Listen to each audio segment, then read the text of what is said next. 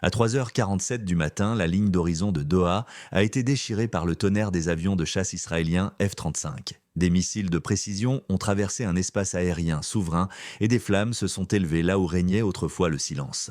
Pourtant, la véritable secousse ne s'est pas arrêtée au Qatar. Elle a voyagé à travers les continents jusqu'au cœur de l'Afrique. Pendant des décennies, les petites nations ont été traitées comme de simples spectateurs, contraintes d'accepter les décisions des puissances protégées par Washington et Bruxelles. Mais en septembre 2025, quelque chose a changé. Ibrahim Traoré, le jeune dirigeant du Burkina Faso, a refusé de rester silencieux. Il a pris son téléphone à appeler directement Benjamin Netanyahou et a déclaré que l'Afrique ne plierait pas. Ce n'était pas une déclaration de plus perdue dans le bruit diplomatique. En quelques heures, les ambassades ont tremblé, les contrats de défense ont vacillé et pour la première fois, Israël a ressenti le poids de la souveraineté africaine qui répondait. Restez avec nous. Ce n'est pas seulement un titre d'actualité, c'est un tournant de l'histoire. Abonnez-vous et découvrez comment une voix à Ouagadougou a déclenché un réveil continental. Ce qui avait commencé comme une frappe nocturne sur Doha allait bientôt embraser une tempête bien au-delà des cieux du Qatar. À 3h47 du matin, la ville de Doha dormait encore sous son habituel manteau de silence. Puis, le ciel s'est fissuré. Les avions de chasse israéliens F-35 ont déchiré l'obscurité, libérant des munitions guidées de précision sur une nation souveraine. Les tours ont tremblé, les familles se sont précipitées dans les rues. En quelques secondes, la capitale du Qatar est passée d'une ligne d'horizon lumineuse à un paysage de feu. Tel Aviv a présenté cela comme une opération de contre-terrorisme. Les responsables ont parlé de défense préventive, enveloppant cette frappe dans le langage familier de la sécurité. Mais sous cette rhétorique se cachait une vérité nue. Un État avait franchi l'espace aérien d'un autre, sans avertissement, sans provocation, sans consentement. La souveraineté avait été violée non pas une seule fois, mais dès l'instant où le premier missile est tombé. Le Qatar n'est pas Gaza. Ce n'est pas une bande de terre occupée à qui l'on refuse la reconnaissance. C'est un État reconnu avec des ambassades, des protections inscrites dans le droit international et des partenariats à travers le monde.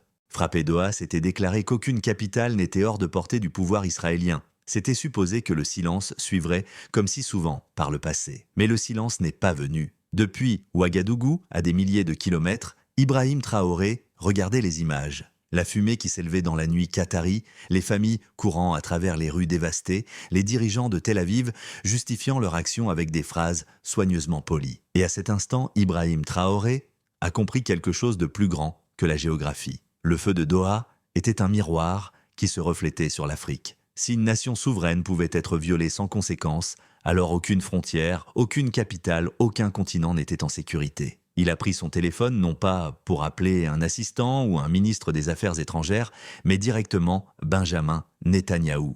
Peu de dirigeants africains dans la mémoire récente avaient osé franchir un tel pas. Son message était tranchant sans compromis. Vos avions ont franchi la ligne. L'Afrique ne restera pas silencieuse. Cet appel, une seule voix lancée à travers les satellites, a commencé à défaire des décennies d'idées établies. Pendant des générations, Israël avait cru que ses actions au Moyen-Orient passeraient avec de simples réactions étouffées venant d'Afrique. Il comptait sur la protection américaine, sur le silence européen et sur la dépendance africaine. Mais 6 heures après, la condamnation d'Ibrahim Traoré, l'ambassadeur israélien demandait des réunions d'urgence. 12 heures plus tard, le bureau de Benjamin Netanyahou sollicitait un dialogue immédiat avec l'Union africaine. 24 heures plus tard, les industriels de la défense recalculaient les milliards en jeu dans leurs partenariats africains.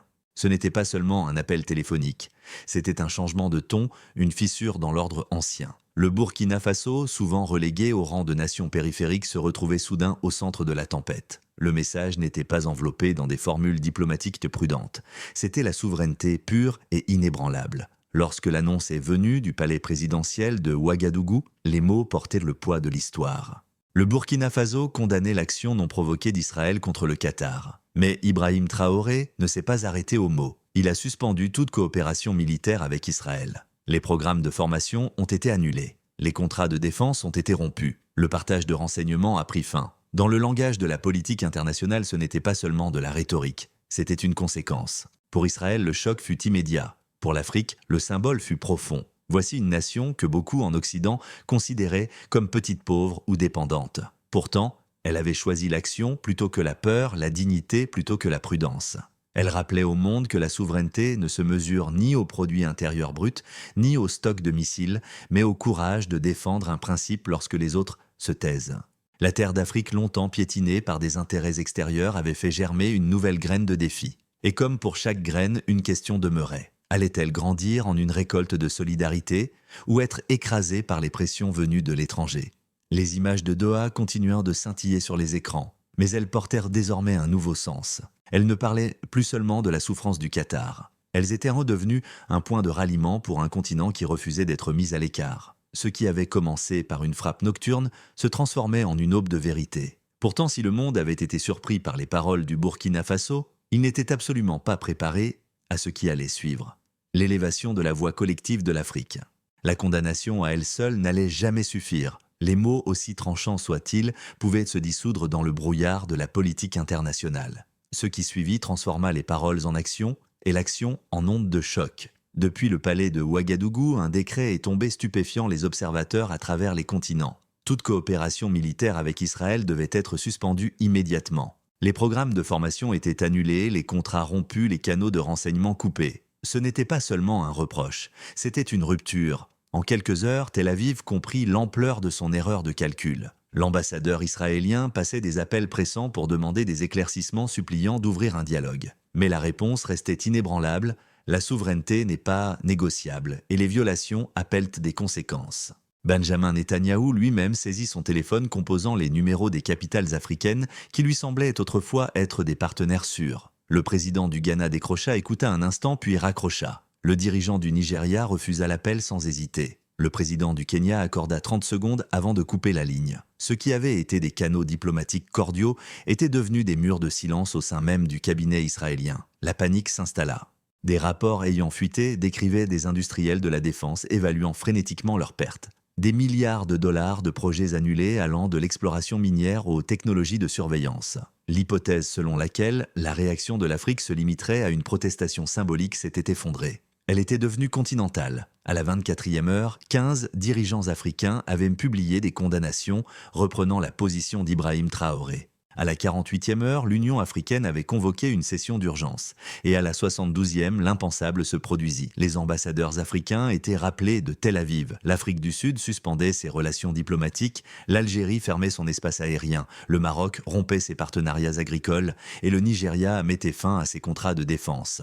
À la télévision israélienne, les analystes admettaient ce que les responsables refusèrent de reconnaître. C'est sans précédent, déclarait-il. Pour la première fois, Israël ne faisait pas face à des critiques dispersées, mais à des représailles coordonnées venant d'un continent qu'il avait longtemps sous-estimé. Et ce n'était pas seulement l'Afrique. Au Caire, à Doha, à Téhéran, à Ankara, jusque même en Amérique latine, des dirigeants citèrent la défiance africaine comme source d'inspiration. La Ligue arabe invitait le président du Burkina Faso à s'exprimer lors de sa session d'urgence.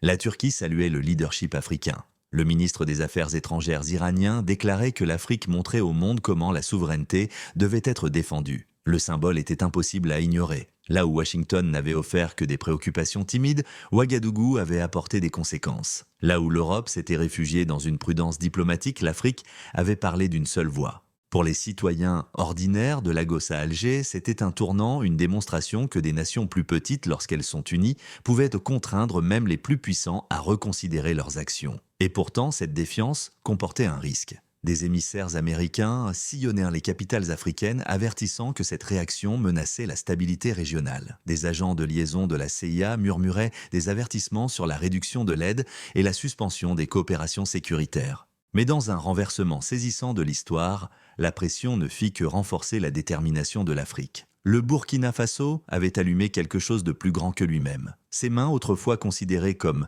marginales dans la politique mondiale, guidaient désormais un récit continental. La dignité de défendre le Qatar était devenue la dignité de défendre l'Afrique elle-même. Pourtant, des questions demeuraient. Cette unité pouvait-elle durer au-delà de la première vague d'indignation ? Les menaces économiques allaient-elles fracturer la coalition, ou bien une ligne avait-elle été franchie si clairement qu'un retour en arrière n'était plus possible ? Le palais de Ouagadougou ne montrait aucun signe d'hésitation. Dans ses entretiens, Ibrahim Traoré rappelait au monde qu'aucune nation ne vise la capitale d'une autre en espérant le silence de l'Afrique. L'erreur de Benjamin Netanyahou avait été de croire que la souveraineté n'avait pas de défenseur. Dans les rues africaines, le message résonnait. De Dar à Dar et Salam, les citoyens défilaient avec des pancartes proclamant leur solidarité avec le Qatar et leur fierté devant la position de l'Afrique. Pour la première fois depuis des années, la politique étrangère du continent n'était pas définie par des puissances extérieures, mais par sa propre voix collective. Ce qui avait commencé avec la fumée s'élevant au-dessus de Doha était devenu une tempête qui faisait rage à travers les continents. La question n'était plus de savoir si l'Afrique pouvait parler, c'était de savoir si le monde était prêt à écouter. Pourtant, alors même que la défiance de l'Afrique faisait la une des journaux, les conséquences plus profondes politiques, économiques et humaines ne faisaient que commencer à émerger. Les conséquences immédiates de la position du Burkina Faso étaient diplomatiques, mais sous la surface des secousses plus profondes traversaient la vie civile et politique. Pour Israël, le coût se mesurait en contrats perdus, en crédibilité entamée et en partenariats qui s'effondraient. Les entreprises de défense, autrefois fières de conclure des accords lucratifs à travers le Sahel, faisaient désormais face à des annulations en série. Les concessions minières, les projets pétroliers et les initiatives agricoles liées à des entreprises israéliennes furent soudainement gelées. Des milliards s'évaporèrent, non pas sous les bombes, mais sous l'effet des boycotts. Dans les salles de conseil de Tel Aviv à New York, les investisseurs murmuraient la même crainte. L'Afrique n'était plus un marché passif, mais un juge actif. Pour l'Afrique, les effets étaient doubles. D'un côté, la fierté grandissait. Les citoyens de Ouagadougou, de Lagos et de Nairobi voyaient leurs dirigeants se tenir debout face à l'un des États les plus militarisés du monde. Les démonstrations de solidarité remplissaient les rues, mêlant la colère contre la frappe israélienne à la célébration de la voix africaine. Pour beaucoup, c'était la première fois de leur mémoire vivante que leur continent n'était pas présenté comme divisé ou dépendant, mais comme uni et défiant. De l'autre côté, les risques apparaissaient. Les responsables américains commençaient à signaler des réductions de l'assistance sécuritaire. Les diplomates européens laissaient entendre une réévaluation de l'aide. Les bailleurs internationaux exprimaient discrètement leurs inquiétudes concernant les projets à venir. La pression n'était pas subtile. Si l'Afrique refusait de s'aligner sur les positions occidentales, alors l'Afrique pourrait en payer le prix économique. Au Burkina Faso, la tension était palpable. La nation faisait déjà face à des défis internes. Déplacement de population, insurrection, infrastructures fragiles.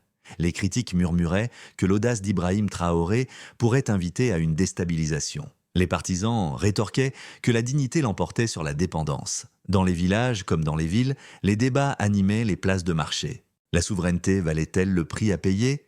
Un petit pays enclavé pouvait-il porter seul le fardeau de la défiance continentale? Pour Ibrahim Traoré, la réponse était claire. La souveraineté ne pouvait être revendiquée à moitié. Condamner sans conséquence revenait à se rendre en silence. Pourtant, à chaque pas ferme surgissaient de nouveaux dangers. Les canaux de renseignement rapportaient des rumeurs de complot. Des analystes étrangers spéculaient qu'une tentative d'assassinat contre Ibrahim Traoré n'était pas impossible tant l'ampleur des intérêts qui l'avaient bouleversé était grande. La menace de la violence était aussi réelle que la pression diplomatique. Mais l'impact politique interne était indéniable. Dans un pays habitué aux leçons venues de l'Occident, les citoyens voyaient désormais leurs dirigeants dicter ces conditions aux puissances mondiales. La confiance envers la présidence s'envolait. Les voix de l'opposition trouvaient peu d'espace pour critiquer sans donner l'impression de se ranger du côté d'intérêts étrangers. Ce qui avait commencé comme un moment de défi extérieur remodelait l'équilibre interne de la politique. À l'échelle régionale, les lignes de fracture s'approfondissaient. Certains gouvernements africains dépendant de l'aide occidentale hésitaient à suivre l'exemple du Burkina Faso. D'autres, galvanisés par la position de Traoré, s'alignaient résolument. L'Union africaine se retrouvait face à une nouvelle réalité.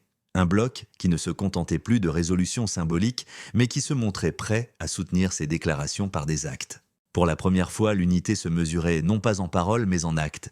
Et au-delà de la politique se dessinait la dimension civile. Au Qatar, des familles ordinaires, déplacées par la frappe, percevaient la solidarité africaine comme bien plus qu'une rhétorique. Les cargaisons d'aide envoyées par les partenaires africains arrivaient avec un poids symbolique dépassant largement leur valeur matérielle. Pour les responsables qataris, la voix de l'Afrique portait une autorité morale que les déclarations des alliés traditionnels n'avaient pas. Au Burkina Faso, les familles parlaient du Qatar comme d'un proche, une autre victime d'agression, un autre ami digne d'être défendu. Les répercussions touchaient aussi l'identité culturelle. Sur les réseaux sociaux, la jeunesse africaine redessinait le récit. L'Afrique n'était plus le continent du silence, mais le continent des conséquences. Les hashtags reliant Ouagadougou à Doha se répandaient à l'échelle mondiale, porteurs d'un message « La dignité franchit les frontières ». Dans la musique, l'art et les fresques de rue, l'Afrique étaient représentés comme le bouclier de la souveraineté.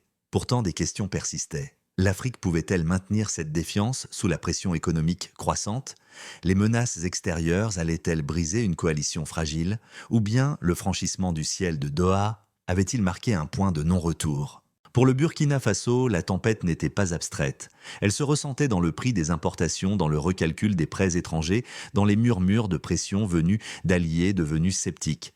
Mais elle se vivait aussi dans la fierté des citoyens qui, pour une fois, voyaient leur pays non pas comme un pion, mais comme un acteur. Et les conséquences ne s'arrêtaient pas aux frontières africaines. Au-delà du continent, les grandes puissances réévaluaient leur stratégie, posant une question nouvelle: la souveraineté, longtemps négligée, pouvait-elle désormais redéfinir l'ordre international? Quand l'Afrique élevait la voix, le monde ne pouvait plus détourner le regard. Ce qui avait commencé comme une confrontation entre Israël et le Qatar s'était transformé en une tempête diplomatique s'étendant de Washington à Pékin. Les États-Unis furent les premiers à réagir. Des responsables du département d'État multiplièrent les appels pressants vers les capitales africaines, avertissant qu'un excès de réaction menaçait la stabilité régionale. Des émissaires de la CIA rappelèrent discrètement au président leurs accords de sécurité et leurs programmes d'aide. Le message était brutal: tempérez votre défiance ou payez le prix. Mais en un renversement de l'histoire, la pression ne plia pas l'Afrique, elle la renforça. Les dirigeants autrefois accablés par le poids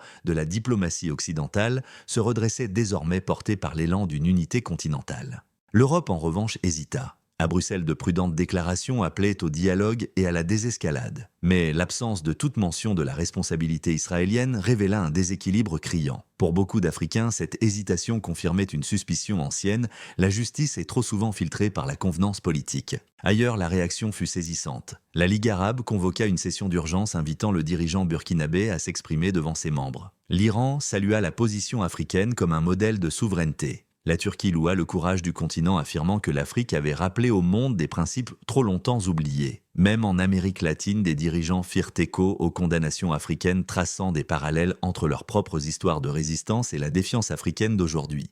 Pour Israël, les retombées furent sévères. Son ministre des Affaires étrangères dépêcha des délégations au Caire, à Abuja et à Nairobi pour tenter de sauver les liens. Le ministre de la Défense galant se rendit en personne dans plusieurs capitales, mais ne récolta que refus, annulations et accueils glacés. Sur les plateaux de télévision israéliens, les analystes finirent par l'admettre: l'Afrique était devenue un front diplomatique qu'Israël ne pouvait plus ignorer. Les médias internationaux amplifièrent l'histoire. Des titres, allant du Washington Post à Al Jazeera, parlèrent d'une riposte africaine sans précédent. Sur les réseaux sociaux, un flot de solidarité mêlait drapeaux africains et panorama de Doha. Dans ce tumulte médiatique, une formule résumait le moment: ce n'était pas seulement le combat du Qatar. C'était un test de souveraineté partout dans le monde. Parmi les sujets les plus commentés, le nom du Burkina Faso devint synonyme de résistance. Et pourtant, derrière l'admiration se cachait une inquiétude. Les grandes puissances devaient désormais se réajuster. Comment traiter avec un continent passé du rôle d'observateur passif à celui d'acteur central?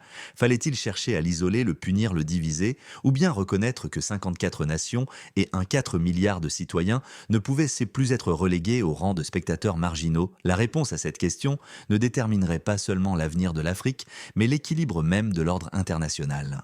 La fumée au-dessus de Doha finit par se dissiper, mais l'écho de cette nuit résonne encore à travers les continents. Ce qui s'annonce n'est pas simplement l'après-coup d'une frappe, mais bien l'émergence d'un nouvel horizon diplomatique. Pour l'Afrique, la route à venir porte autant de périls que de promesses. D'un côté se dresse le poids des représailles, pressions économiques venues des alliés occidentaux, menaces voilées de sanctions, retards subtils dans les prêts et l'aide internationale. De l'autre côté se profile une possibilité de transformation, celle d'un continent libéré de la dépendance, affirmant enfin sa place comme acteur décisif de la politique mondiale. La défiance du Burkina Faso a créé un précédent. Dans tout le sud global, une question s'élève: si Ouagadougou a pu tenir tête à Tel Aviv, pourquoi ne pourrions-nous pas affronter nos propres injustices? Le sol de la souveraineté a été labouré. Les graines de la dignité ont été semées. La véritable interrogation est désormais la suivante: l'Afrique saura-t-elle les arroser d'assez d'unité pour en récolter le fruit de l'indépendance? Les risques sont indéniables.